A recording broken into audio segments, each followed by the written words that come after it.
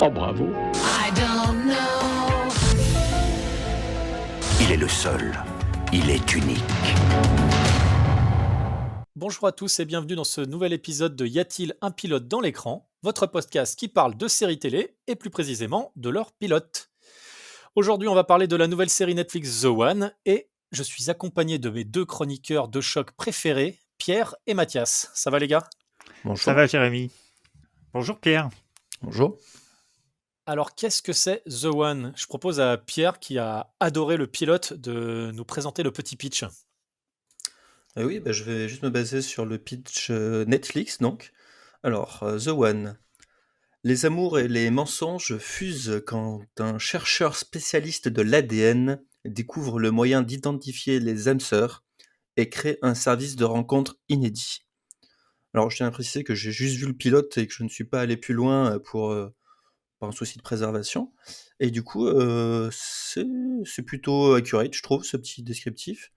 Même si dès la phrase, il y a des trucs qui, moi, me perturbent, mais voilà. Donc, Je est-ce suis qu'on annonce d'accord. est-ce qu'on annonce directement la couleur? Est-ce que, Bah, honnêtement, j'ai passé un moment désagréable, mais Je pense qu'avant de tous raconter le moment désagréable qu'on a vécu, je vais partir un petit peu plus dans le détail quand même de l'histoire que juste le pitch Netflix, que moi je trouve un peu claqué quand même. si tu veux. Parce qu'au final, ça suit pas qu'un seul perso, déjà ça suit beaucoup de personnages, beaucoup trop malheureusement. Donc le pilote, en fait, il s'ouvre sur un plongeur qui découvre un cadavre qui est là depuis très longtemps dans la Tamise. Et ensuite, ça enchaîne direct sur une espèce de keynote Apple, où en gros, donc on a la fameuse chercheuse dont il parle dans le pitch, qui est donc Anna Ware, l'actrice, et qui joue le personnage donc de Rebecca.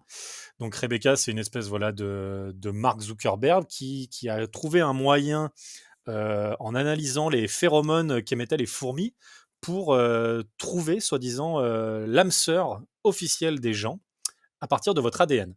Donc, ils ont lancé leur application qui s'appelle The One à partir de ça. Donc, vous envoyez votre petit brin d'ADN et par rapport à tous les autres gens qui sont dans la base de données ADN, on trouve plus précisément votre soi-disant âme sœur. Mathias. Jérémy, tu dis vous envoyez votre petit brin d'ADN, en fait, c'est une touffe de poils. Enfin, Ça peut être juste- un coton-tige ou Non, mais pour que t'envoies les ce que tu veux. gens, Hein. les gens visualisent bien le truc, si tu veux, c'est pas. Ah, tu parce que peux envoyer un ils sont, poil ils plus sont bien, pas. tu peux envoyer un cheveu, tu peux Voilà. envoyer un poil de barbe, tu peux même Non, mais te gratter un coton-tige dans la bouche. Hein. c'est très simple d'accès, c'est ça que je voulais dire. C'est-à-dire que vraiment, si tu veux participer à l'expérience de One, tout le monde peut le faire. On met Ouais. ça dans une enveloppe et voilà. C'est sur le même principe que les tests ADN pour connaître tes origines ethniques qui se font beaucoup aux États-Unis maintenant. Tu envoies un extrait et ils cataloguent ton profil génétique. Donc là, c'est la même chose. Voilà, vous envoyez un cheveu, un poil de barbe, de la muqueuse, voilà, ce que vous voulez. Ils prennent votre ADN, vous rentrez dans la base de données et ils analysent et ils trouvent votre soi-disant âme sœur parfaite physique. Donc voilà, ça c'est le concept. Donc on a cette CEO, ce PDG de cette boîte, donc qui du coup est devenu multimilliardaire grâce à son application qui cartonne. Ils ont matché à ce jour, au début de la série, 10 millions de couples entre eux. Donc forcément, le revers de la médaille, c'est que les gens qui étaient déjà mariés, forcément, ils ont découvert qu'ils avaient une vraie âme sœur. Donc la majorité d'entre eux a divorcé, a laissé les enfants pour aller partir avec leur fameuse nouvelle âme sœur. Donc ça, on a ce personnage principal-là. On a son meilleur ami qui arrive un petit peu plus tard dans l'épisode parce qu'on voit qu'ils sont un peu brouillés, qui est le chercheur qui a trouvé l'histoire des phéromones sur les fourmis. On a également le personnage de l'inspectrice de Scotland Yard qui enquête sur le cadavre qui a été retrouvé dans la Tamise.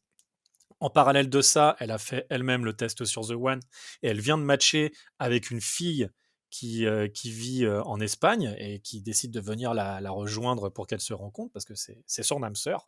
C'est beau, c'est que de l'amour cette série.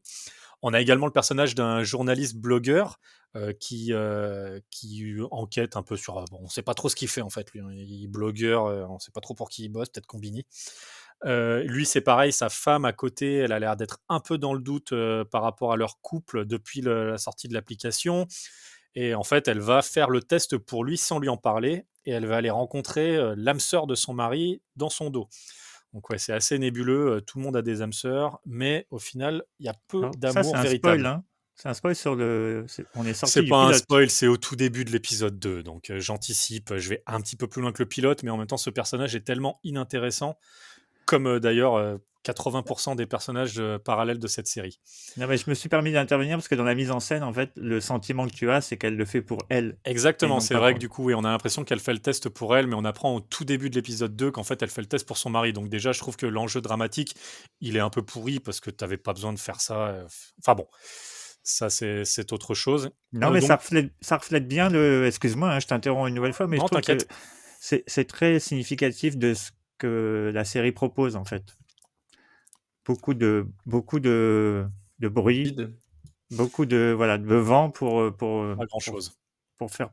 Voilà. Et donc, bah voilà, autour de ces personnages, donc on a également des flashbacks, comme si ça ne suffisait pas d'avoir 18 scénettes avec des personnages secondaires. On a également des flashbacks sur Rebecca, la CEO de The One, avant qu'elle découvre justement la méthode pour retrouver les âmes sœurs. Donc ça se passe 2 ans avant. Et en fait, on se rend compte que le cadavre qui a été retrouvé dans la Tamise est en fait son ancien colocataire, qui était secrètement amoureux d'elle. Et donc je spoil un peu, je sais, mais c'est pas très grave. Donc à la fin du pilote, on découvre qu'en fait, Rebecca et son meilleur ami sont responsables du décès du colocataire. On ne sait pas exactement dans quelles circonstances, mais en tout cas, s'il est mort et qu'il est au fond de la Tamise, c'est à cause d'eux. Et ils ne se sont pas embêtés, par contre, pour devenir millionnaires après ça. Les amis, voilà, je pense qu'on a compris que moi j'aimais pas trop. J'ai pas trop envie de rentrer dans le détail pour le moment. J'ai envie de savoir ce que vous en avez pensé. Pierre.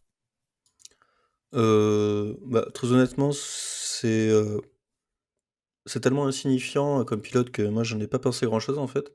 Il y a alors sur le sujet qui aurait pu être un sujet intéressant, tellement de films ont été faits qui racontent tellement plus de choses que ça me surprend qu'on puisse, en faire aussi peu sur les implications de ce qu'une application comme ça pourrait, engendrer en termes de problèmes, peu importe, les choix scénaristiques qu'ils font, je trouve qu'il y a rien qui est intéressant dans ce qu'ils proposent. Hem, il y a un manque d'ampleur qui est incroyable, dans à peu près toutes les propositions qu'ils font. On n'a pas l'impression que cette CEO est, d'une importance énorme, quoi. Je veux dire, c'est pas spécialement mis en valeur, le la partie policière, il se passe rien, quoi. C'est vraiment très, très faible. Surtout, moi, je parle du pilote, j'ai pas eu le courage de continuer, mais les personnages se ressemblent tous plus ou moins. Il y a tout est un peu lisse, en fait, je me demande dans quel contexte ça a été produit et de quand ça date, vraiment parce que ça me surprend vraiment de voir un truc aussi, aussi banal, en fait. C'est vraiment je pense que c'est vraiment la banalité, je sais pas si ça vous a fait le même effet, peut-être pas? Bah, moi, je sais pas exactement de quand vient l'idée. Par contre, à la barre du projet, on a quand même un mec qui est quand même pas trop mauvais parce que c'est Howard Overman qui était le showrunner créateur de Misfits. Donc Misfits, la série de super-héros qui suit des jeunes à problème qui sont en travaux d'intérêt généraux en Angleterre. Donc, c'était une série assez fun, rafraîchissante, qui avait pas mal cartonné à l'époque à la sortie. Il est également à la barre de Futureman, série de comédie de voyage dans le temps plutôt fun aussi. Il était en charge de la relecture de La Guerre des Mondes qui est sortie à la BBC là, dernièrement. Je sais pas si vous l'avez vu, moi elle est dans ma liste de trucs à voir. Donc c'est quand même pas un mauvais. Et donc voilà, je sais pas vraiment de quand lui est venue l'idée ou si c'est quelque chose qu'il veut faire depuis longtemps, mais quand on voit ce qu'il a fait avant et quand on voit The One, c'est quand même un peu étonnant. Qu'est-ce que t'en penses, Mathias? Je crois il y a un début de réponse possible, c'est que la série est l'adaptation d'un livre signé de John Mars avec deux R. Et déjà, le John Mars en question, il n'est pas impliqué dans la création de la série. Du coup, on peut imaginer que voilà, il y a eu une bonne idée à la base, qui était l'idée du bouquin, et que cette idée, elle a été un petit peu salopée, quoi.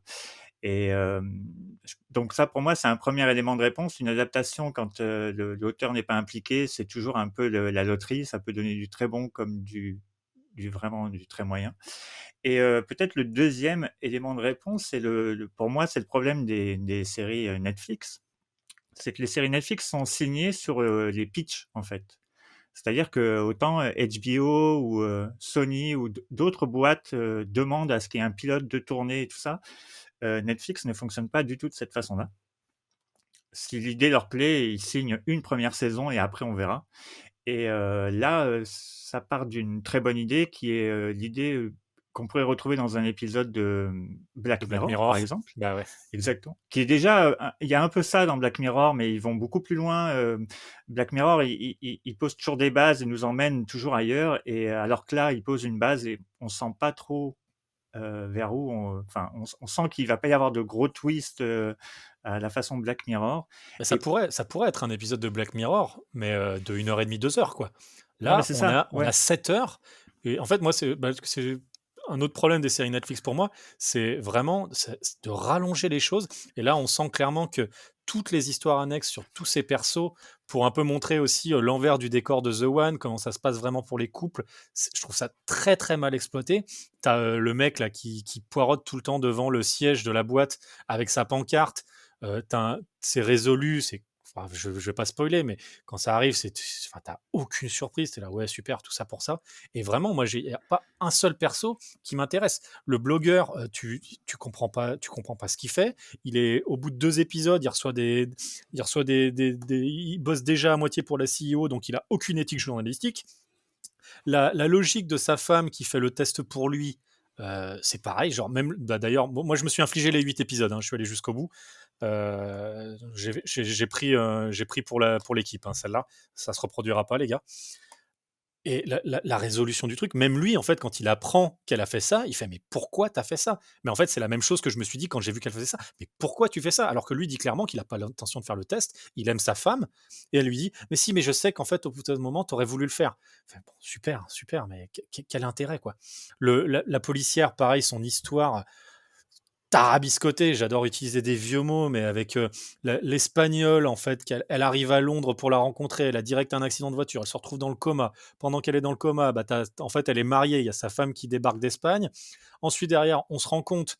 Spoil peut-être pas toute la série, C'est parce que l'épisode là, 2, c'est l'épisode 2. Oui, mais on parle des pilotes, Jérémy. Oui, mais enfin, il n'y a rien de plus, Jérémy, en fait. t'es vénère. C'est- T'es vénère, ça se C'est sent. Non, mais moi, les j'ai 8 retenu- épisodes sont un pilote, en fait. Oui, non, mais il faut se retenir de cette inspectrice. Pardon, je vais me calmer. Mais j'ai un L'inspectrice, peu elle aime l'impression bien, d'avoir perdu 7 heures de ma vie que je retrouverai jamais, en fait. Bah, Mais l'inspectrice- allez-y. Et, ouais, juste pour rebondir sur ce que disait Pierre, en fait, sur les moyens mis en œuvre pour faire la série, en fait, comme on a pu le dire dans des épisodes précédents, cette série-là, elle a besoin de se justifier en permanence et ils n'ont pas du tout les moyens de leurs ambitions. Par exemple, dès le début, il y a une espèce de TED Talk où celle qui a inventé le concept, qui est CEO, la directrice générale, elle a un speech, tout le monde acclame. Et derrière, ils vont essayer de nous montrer qu'elle est importante. Et comme le disait Pierre, c'est complètement raté. Elle sort de ce TED Talk où il y a juste personne dans la rue et il y a 4 journalistes qui se bousculent en essayant de prendre des photos. Et c'est risible, vraiment, c'est risible parce que tu vois, tu dis, mais fallait peut-être mettre des gens, fallait peut-être pousser un peu plus le truc pour qu'on y croie. Et voilà, en permanence, la série essaye de se la raconter, de se la péter, et en fait, sans mettre les moyens. Et du coup, ça décrédibilise tout. Et le fond, pardon, est raté, la forme est ratée aussi. Et ça partait d'une bonne intention, ça pouvait aller loin et très bien. Et en fait, ça se prend les pieds dans le tapis d'entrée de jeu. Et c'est dommage parce que, c'est toujours, comment dire, c'est dommage. Voilà. Et d'autant que la comédienne principale, moi, elle a joué dans une série qui s'appelle Boss, que je trouve absolument exceptionnelle. Et je trouve qu'elle essaye vraiment de donner du corps à son personnage. Elle essaye par tous les moyens, mais elle n'est pas aidée. Et du coup, elle-même devient ridicule. Et voilà, moi, ça me fait de la peine, en tout cas. Alors juste avant toi, Pierre, parce que j'en profite pour ce que tu dis, Mathias, justement, parce que j'ai retrouvé une interview de l'actrice, justement. Donc c'est Elizabeth Holmes. Non, pardon, l'actrice de Rebecca, donc c'est Anna Ware, si je dis pas de bêtises. Et donc en fait, ses influences pour le personnage, c'était donc déjà Margaret Thatcher, l'ancienne première ministre britannique, et également Elizabeth Holmes. Donc Elizabeth Holmes, je ne sais pas si vous vous rappelez, en fait, c'était la CEO de la boîte qui s'appelait Theranos, ça avait buzzé parce qu'en fait, ils avaient soi-disant développé un concept pour avoir des tests sanguins qui coûtaient pratiquement rien. Et en fait, on s'est rendu compte que c'était une fraude totale et qu'en fait, ils n'avaient jamais rien inventé. Ils ont juste levé plusieurs centaines de millions de dollars. Et au final, ils n'avaient rien inventé du tout. Elle a été poursuivie pour fraude et escroquerie. Donc, les deux influences en soi sont plutôt cool, tu vois. On sent elle a quand même réfléchi son personnage. Mais quand tu vois l'exécution, on est sur un perso, en fait, tu sais pas, est-ce que c'est. Bah, au début, tu te dis c'est l'héroïne. En fait, non, c'est pas du tout l'héroïne. Après, tu te dis c'est la vilaine. En fait, non. Et en fait, tu sais jamais sur quel pied danser avec ce personnage. Et je trouve que même si elle joue pas, elle joue plutôt bien, mais on n'arrive pas à comprendre ce qu'elle essaye de donner en fait comme émotion. Excuse-moi Pierre, vas-y, je te rends la main. Non, mais bah, c'est pas qu'elle joue bien ou mal, c'est qu'elle n'a rien à jouer en fait. Le personnage, il est quoi. Moi, ce qui m'étonne dans les séries comme ça, qui ressemblent de plus en plus à des séries produites par Netflix, genre en fait la série, on va diffuser ça avec une production, quoi, on va pas trop mettre d'argent dedans, faut essayer de lisser un peu tout.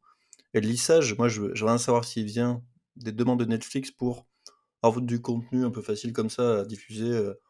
Je sais pas, alors ça, tu pourrais nous dire si éventuellement il y a une possibilité de saison 2. Mais honnêtement, dès le pilote, il ne se passe tellement rien et tout est tellement consensuel. Et je veux dire, les trois intrigues qui sont lancées sur à la fois le passé de cette meuf, honnêtement, ça, je vois même, en fait, les réponses qu'on pourrait commencer à chercher, bah, elles sont de base pas intéressantes parce qu'on se dit: «Bon, bah, le logiciel de toute façon il existe, leur méthodologie elle existe, ça a été avéré comme tel donc il y a pas de question là-dessus. Comment ça a été créé quelque part? On s'en fout». Les questions de société, bah, ils commencent à les aborder, mais tu vois bien il y aura jamais le traitement, un traitement un peu intelligent de ça. C'est, vraiment, le bas de gamme. C'est, des réactions vraiment, frontales à ce truc-là, genre, je fais le test en secret, des couples qui se séparent. Je veux dire, ça raconte absolument rien. Il y a aucune subtilité dans le il y a aucune ré auc rien nous est montré qui pourrait évoquer qu'ils ont un peu réfléchi à ce truc-là, en le tordant un petit peu et en vraiment, en allant un peu plus loin que les évidences, qu'on peut s'attendre à voir, avec une application comme ça. Et bah, Black Mirror le faisait sur le côté un peu, too much, limite horrifique, quoi, toujours un peu décadent. Heu, D'autres films l'ont fait à Hollywood sur des, pas forcément sur une application exactement comme celle-là, mais des trucs sur des méga corporations. Il y a eu des films, qui étaient pas tous réussis, hein, mais qui étaient aussi intéressants et qui traitaient un peu plus que ça. Donc je vois vraiment pas, où est l'intérêt à part juste faire du contenu pour Netflix. C'est un peu triste, hein, limite, mais honnêtement, moi ça m'a laissé tellement froid que je vois pas du tout où ils veulent en venir avec des séries comme ça, en fait. Au-delà du fait que c'est une mauvaise série, ça c'est mon point de vue. Après bon, on a le droit d'apprécier, mais moi j'aimerais bien savoir pourquoi, en fait, le sujet me paraît déjà avec, tellement, 10 ou 15 ans d'âge, que c'est très surprenant limite de voir des trucs aussi lissés. Et c'est très surprenant en plus de voir que c'est top 4 en France, par exemple. Ça me fait de la peine. Bon, bah alors les top Netflix, Et comment sont-ils établis, ça on ne sait pas, mais c'est quand même top d'où 4 et sortent les c'est chiffres, j'aimerais savoir quand même à chaque fois. Mais du coup, c'est vrai mais que c'est bon. intéressant ce que tu dis parce que il y a une vraie réflexion sociale pour le coup que tu pourrais avoir, tout ce que ça implique. Et en fait, c'est très très mal traité. Je pense que du coup, tous les personnages parallèles qu'on a sont censés amener cette réflexion justement sur l'impact de l'application sur le couple, sur la société en général. Parce que ils le disent, en gros, son objectif, c'est de supprimer en fait les coups d'un soir, les galères de drague. Et qu'en fait, à terme, tu n'as même pas besoin de rencontrer des gens. C'est juste, voilà, tu rentres et voilà, ton âme sœur, tu l'as tout de suite. Il parle même à un moment de réduire l'âge légal pour que tu puisses savoir dès l'adolescence qui sera ton âme sœur, pour que tu n'aies pas besoin de découvrir les galères des premières rencontres ou des premières fois. Mais c'est balancé comme ça, en fait, et t'as pas de vraie réflexion derrière, on va pas dans le fond. Et c'est mélangé en plus sur ces personnages parallèles avec des sous-intrigues inintéressantes. T'as justement déjà le couple, comme je disais tout à l'heure, où elle fait le test pour son mari et elle va rencontrer l'âme sœur de son mari pour voir pourquoi elle est considérée comme son âme sœur et qu'est-ce qui lui a manqué à elle pour le devenir. La même chose avec l'inspectrice, avec son match aussi, où ça part, mais vraiment, je vous évite, mais ça ramène le frère, le père, que en fait, elle a dit qu'ils étaient morts. Vraiment, ça part dans des histoires qui n'ont aucun intérêt et n'apportent rien à l'intrigue déjà, et n'apportent rien à la réflexion sur l'aspect un peu science-fiction, anticipation qu'on pourrait avoir avec cette application.